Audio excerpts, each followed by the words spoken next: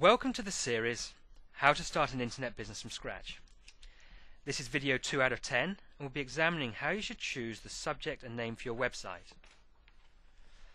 In this video, you'll learn about choosing the best subject for you, and once you have an idea of what subject you want to cover, how to research the competition. And when you're happy with the niche you've chosen, you'll need to decide on a name for your website and buy a suitable domain name. So let's get started on choosing a subject. The first thing to say is that just about any subject, however specialized, can make money on the internet.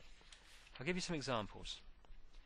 PreachingToday.com provides ready-written sermons to vicars, preachers and clergy. This site makes hundreds of thousands of dollars from membership subscriptions every year. Dogco.com is a membership site about collecting dog memorabilia, which is run out of New Zealand. And the site Nice Cup of Tea and SitDown.com focuses on biscuit reviews and cake recipes. This site has over 115,000 registered readers, and a best-selling book has been spun out of the content.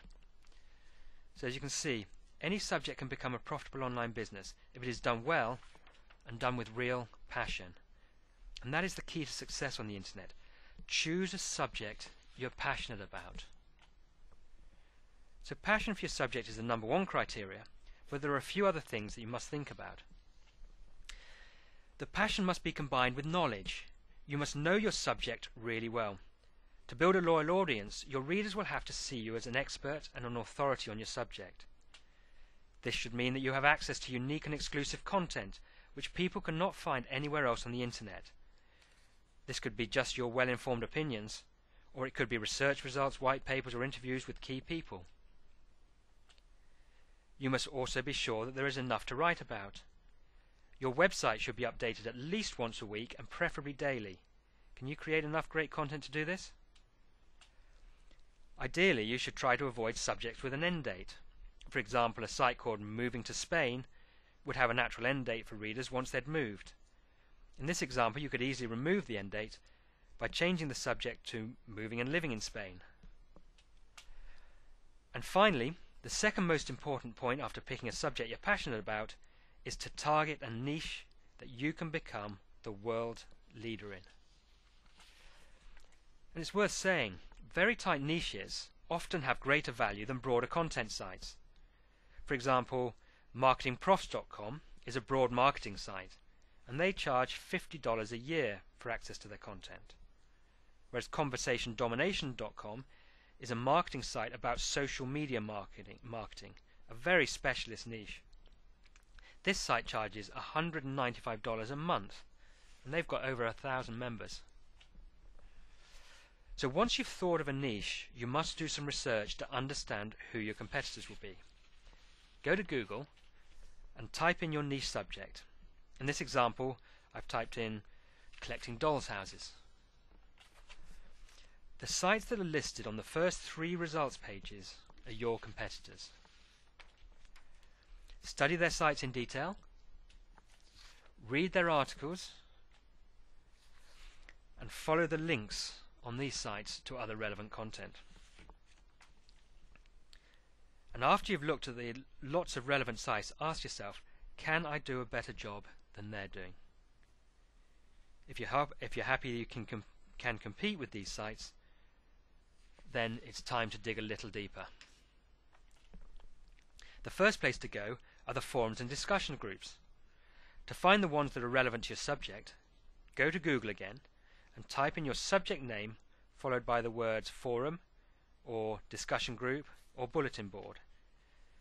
Take time to read what people are saying on these sites. They're going to be your audience. You should also go to expert sites like About.com to see the type of articles that experts are writing and how popular these articles are. And you should find relevant newsletters for your subject and sign up to them. You can do this by going to Google again and searching for your subject followed by the terms newsletter or e-zine or RSS. Research is critical to help you narrow down your niche and define what your content should be. And it's only when you have a really good idea of the subject should you think about what domain name you should use. So now let's move on to choosing a name. Why is a name so important? Well, it's the first introduction that a person will have to your website, and as you know, first impressions are very important. It will enable your website to be found by the search engines. It will be what you print on your stationery and in adverts. It will be how your reputation is spread via word of mouth. It will be what other website owners put on their site to link back to yours. And most importantly, it will define what your website is about. There are two types of name I suggest website publishers concentrate on: vanity names and generic names. Vanity names are domains that take the name of the website owner, e.g. drlauraberman.com or deniseaustin.com. Generic names are domains that are descriptive of the website's content, for example, doctorsonline.com or beekeepingweekly.com. Both types of names have advantages and disadvantages.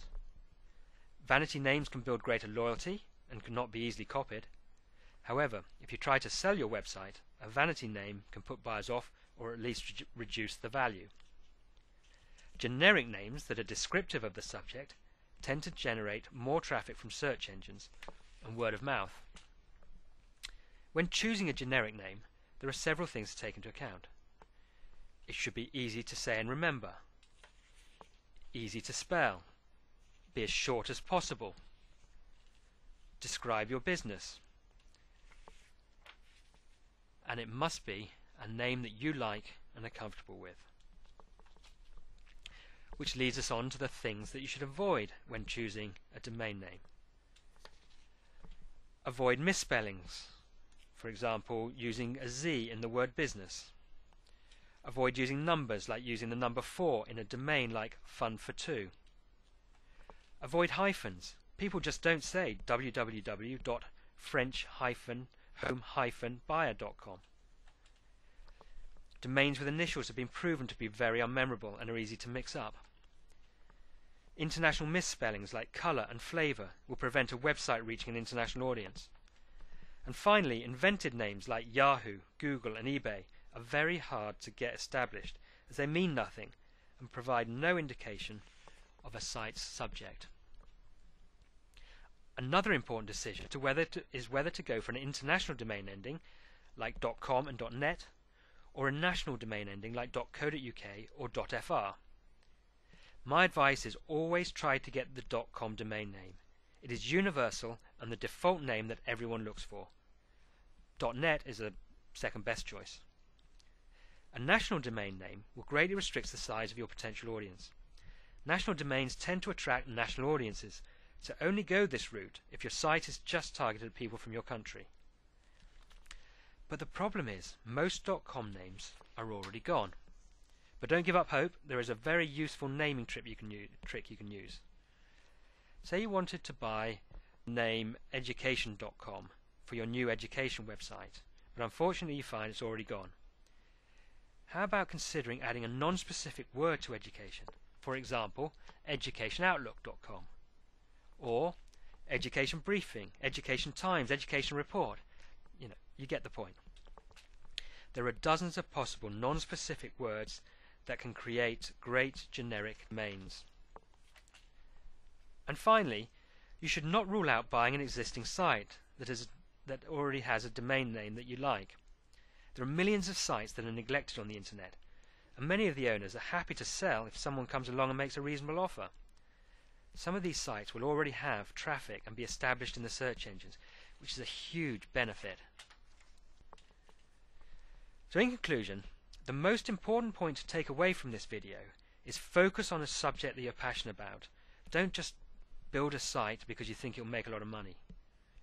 And once you've chosen the subject, pick a domain name that describes what you do, but which does not restrict your future growth opportunities or your international reach. Thank you for watching and listening, and I hope to be talking to you again soon in video 3, how to create the perfect navigation design for your online business. If you want to be notified when new videos are released and get access to hundreds of free articles about how to make money online, go to subhub.com and sign up for the free newsletter. Thanks again, and I look forward to speaking to you again soon.